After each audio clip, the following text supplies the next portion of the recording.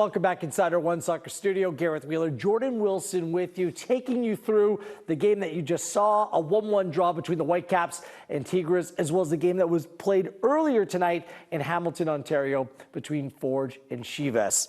1-1. I think Vancouver is going to come out of this one feeling good about their performance. Their first game of the season against a team that's doing exceptionally well in Liga MX, but feeling that they might have left something on the table. The numbers skew in Tigres' favor in this game, but the Whitecaps created some really good chances, just couldn't put the ball on target. A lot of Vancouver Whitecaps were like in 2023, goal-scoring opportunities, but not putting the ball in the back of the net. They had probably moments where they could have been 2 or 3 up. And if you look at the score on paper, 1-1 in the first leg in the first match in however many months, it was good. But if you watch this match, they could have really taken it to Tigres in these moments and gone up 2 or 3-0, and they could have been smiling in the next leg. Incredible. It was Gignac genius yet again for Tigres. Great atmosphere at Starlight Stadium. You were wondering what a game like this would look like, with both sides essentially playing away from home. The Whitecaps fans showed up, showed out, and the Mexican support of Mexican football in this country. We saw it in Hamilton. We see it here in Langford as well for Tigres. Unbelievable. And they saw a legend in Gignac, and the decisive moment. It is your Gatorade moment of the match. A Volkswagen moment of the match, I should say. We'll get to our Gatorade performer of the match, our Volkswagen moment of the match. And it all started in the 87th minute. And Vanni Sartini said going into this one, just don't make mistakes. Don't give them any chances. A little bit over-eager, would you say, by Berhalter in the moment? I mean, every defensive midfielder has been that position, right? Where you're trying to assert your dominance, you're trying to make a tackle. But this right here from the 38-year-old, that is not easy to do. With the pressure, game on the line, to curl that top corner. Takaoka has no chance of saving that. That is hit with venom. But again, back to Berhalter making that foul. You just want to try to take the ball and go the next way. But sometimes the best form of defending is just not to commit. Yeah. Just keep the player in front of you. And you do that, you get punished by good teams. The Gignac strike was wonderful. Takaoka did one of those step inside, yes, bounce out. You don't want to be beat on the short side. He thought it was going to be curled over the wall. So a little bit of mistake by the goalkeeper, who otherwise had a good game. The numbers when it comes to Gignac with Tigres, like, he had a full career in France with Marseille, Toulouse. That was his 365th game for the 38-year-old with Tigres. That's 204 goals. This season alone, Tigres made the Apertura finals. He scored 13 goals now in 21 games in all competitions. He's a machine. And a Frenchman going to Mexico and committing for 9 years and playing the way he has. I mean, wow. Talk about bang for your buck, and a big bang there that gives them the 1-1 draw. The Whitecaps did score. It was a debutant. Damir Kreilach was very good when he came on. He was eventually replaced by Fafa Picault. You sensed it was coming, though, for Vancouver. They were a little bit more physical on the smaller field. White over the top to Kreilach into the back of the net. Yeah, this is what you like to see. I think this is a vision of what's to come, right? With Gauld and White and Kreilach. But this is just, you have 2 options now up front. And Gauld just clips the ball in, White with that frame, but Kreilach as well is a big boy and can finish. So this is what he did with that first goal, and this is just something that I feel like we're going to see with Vancouver Whitecaps moving forward. Yeah, there was one moment they were on the counterattack in the first half, maybe just didn't stretch out for it, but that time put on a platter by White. With each other, probably. Still getting That's familiar. Probably what it is. 34-year-old legs, game 1, just working his way into the season. But well done there, and the Whitecaps could have had a couple in the first half. They thought they had taken a 2-goal lead in the second half. Video assistant referee came into play and eventually was called offside. Now in the booth, they were indicating it might have been player interference with the birthday boy shot, but we think he's offside right here. We're going to show you a look at the replay. On the broadcast, they showed you again, it was right there, was shot from the wrong side of the last defender. There was some speculation that could be why it was offside. I think it was right there. That's a little bit late, right? That looks to me offside. How about you? Yeah, I feel like this is what was called, right? Because for me, I don't think he interferes before with the other shot. No. This one, he looks. If I had to raise my flag and be an AR1, that seems like offside to me. And I'm sure that the VAR have the right technology to make sure that that was offside. Because the second one there, just reading the rule of the law, the offside rule, was Schaff clearly attempting to play the ball that impacted the defender in that moment? For me, that's no.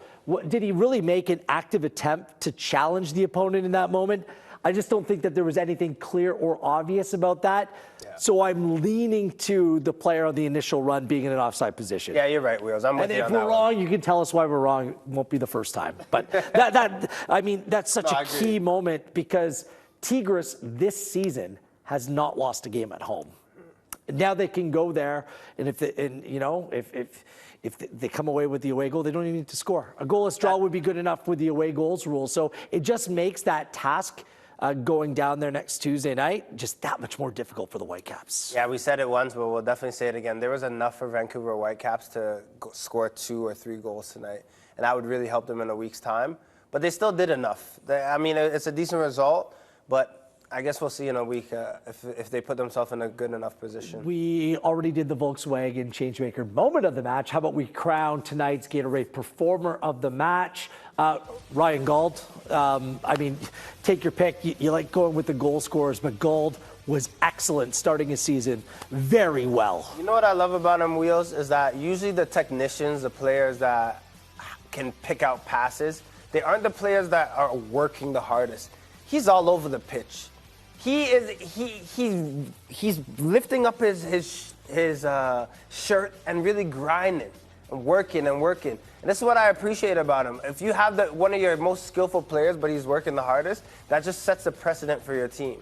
And this is what he does. He's buzzing around the pitch, making things easier for his other teammates, and just a guy that wants to win. You can see the way that he plays, that he's working to make his team better. Look at here. Pressing, doubles here with Fafa, gets going, goes forward, right?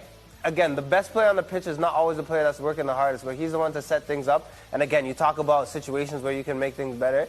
Vite here, if that could just be 2-0, right? Just put them in that proper position. It's great news. It's going to be there long term. I'm curious what the preferred position for Gauld will be. If he wants to play White up top alongside a Krylock, he can drop Gauld a little bit deeper, maybe in a midfield 4, give him a little bit more license to go out and press and lead that defensive line.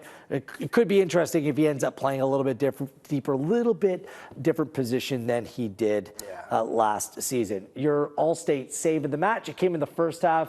Takioka was busy in this game. Tigres, the vast majority of shots on target, possessions. That's the best of the bunch. I think that's an underrated or an understated how good this save actually is. Yeah, it's huge because most keepers spill it, right? And it lands right in the 6, but he's able to push that away. It's a huge save. There you go. 6 shots on target for Tigres, 17 shots in total. The 9 shots, and that's the one thing that the stats don't really tell you is how many chances in transition where the pass was just a little bit out of reach of a player. The players just weren't connected. First game of the season. That's why of the better chances that were created in this game, I really think a lot of them fell to the Whitecaps. Yeah, I must agree with you, Wheels. Be completely different when they're going away from home next week.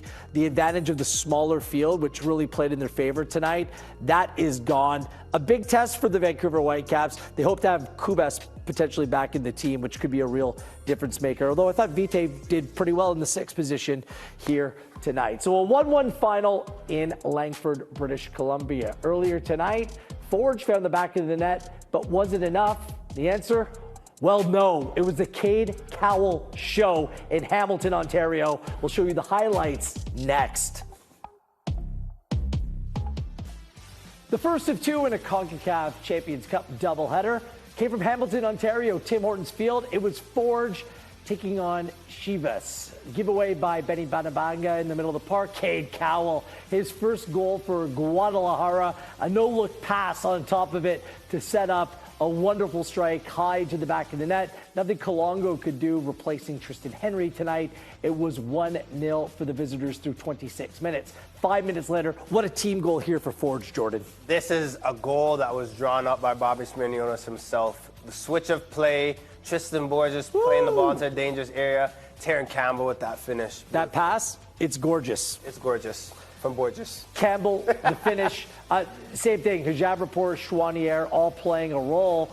And it was a decent start in this game for Forge, really. Good energy. This was the turning point of the game. First half stoppage time, miscommunication. Ashiona Janssen, Javapur left Marine wide open, and it's Marine land.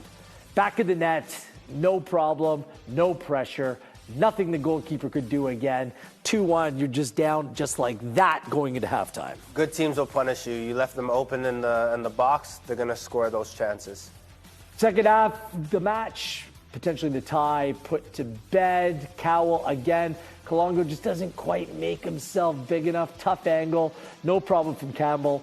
He was unquestionably the man of the match, pacing his side to a 3-1 first leg away victory. Lots of rotation in the Chivas side, much younger. 4 starters for the weekend did play. They were tidy. You can see the talent in this team. I thought Forge, for the first game of the season, played very well in their own right. Just wrong time, wrong place, and wrong moment, conceding so late in the first half as well. Let's hear from the Forge goal scorer, Taryn Campbell, on how the night played out for him and his side. Hey, so obviously, tough score tonight, but you got a goal. What do you get out of tonight? I think it wasn't our best performance. I think for our first game of the season, it was a tough matchup for us. Obviously, glad to get a goal, but unhappy with the result. I thought we could have done a lot better today. So, what do you look into going into Guadalajara next week? What do you take from the team going into this? Yeah, I think we got to see how they play on the pitch. I think we're going to have to go into the game and manage the game really well. Obviously, going to have to score some goals and do the best we can to get back in this competition. How about this crowd tonight? A lot of your fans here tonight, good atmosphere. Yeah, it was fantastic. Loved it. Yeah. Okay, thank you, man. Thank you. Appreciate it. Sorry. You felt like if they could get into halftime 1-1, they were really good at be right in the middle of it. It just didn't work out that way. Disappointment for Forge. They lost Poku in the first half through injury. Borges did come on. Their depth affected by 4 key players really going out over the course of the offseason. And their rivals, including Eliman Cisse, just not with the group as of yet. So a little bit limited. If you're Bobby Smirniotis, are you happy by their performance tonight? I mean, there's a lot of things I like. I think that the way they possessed the ball, the way that they were confident, the way that they stuck to their game plan was great. But again, we said it pregame, Wheels, is that if you're going to play a team as good as the team that they're playing, you cannot make mistakes. You cannot give the ball away like Benny Bedabanga did. You cannot have these moments where you don't pick up players in the box. So it's a good performance. I think for a CPL team, you're not trying to peak right now in February. That's just a realistic expectation. But if you want to be that team that Forge knows that they can be, I think you have to take care of business all the time. So it was a decent performance. I'll tell you this. Cade Cowell can play. He's 20 years old. He's a U.S. men's national team player. He's built like a young Jordan Wilson. I mean, that guy. He can move me around. He is huge. He has a bright future. A big move bringing him to Chivas from San Jose Earthquakes. A great movement as well. Like, yes. You could talk about the frame, and that is something that you can't teach, right? The way that he can maneuver and get around players. But his movement, if you look at all 3 of the goals, just the way that he knows to go off the shoulder, even the third goal, right? The timing that it takes to get into that space. He's a dangerous player, a player that we'll talk about a lot in the near future. Crowd of over 11,000, by the way, at Tim Hortons Field. In Hamilton and Langford tonight, the people showed up and created a real atmosphere at both home games. Next Tuesday night, it is Chivas, it is Forge, 10 p.m. Eastern Time, 7 p.m. Pacific. Do you believe in miracles, Jordan Wilson? Because Forge needs one. You do? Yeah. Okay. Is next week going to be a miracle? We'll see who may be the miracle worker. Cavalry are still waiting. Just the way this tournament lines up, they don't play here in the CONCACAF Champions Cup for 2 more weeks. We'll touch on their story and the road ahead for the regular season champs of the Canadian Premier League. Next, you're watching the CONCACAF Champions Cup right here on One Soccer. We got to see 2 of the Canadian contingent in the CONCACAF Champions Cup tonight. In 2 weeks' time, it's Cavalry's turn. The regular season champions of the Canadian Premier League take on Orlando City February 21st. Where? Well, Starlight Stadium in Langford, British Columbia. Got a little bit of a sneak peek here tonight before the return leg February 27th. down in the home of Mickey Mouse, Goofy, Pluto, and company. A lot of excitement, I think, going into the season about what Cavalry may be. They've got some early business done, and they managed to keep the core of their team together. Dan Klom stays, Ali Musi stays, Myron Bevan stays. A lot of talent in this Cavalry side that was thoroughly dominant over the course of the Canadian Premier League season last season. They added Diego Gutierrez from Valor, good player. Tobias Reshevsky up top, good player. Leighton Brooks and Lucas Diaz, a Canadian youth national team player, comes on loan from Sporting Lisbon as well. An impressive group of recruits.